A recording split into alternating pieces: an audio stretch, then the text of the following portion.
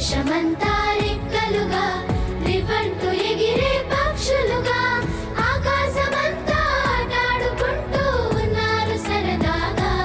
ఒకరేమో సీను ఒకరేమో చున్ను కలిసా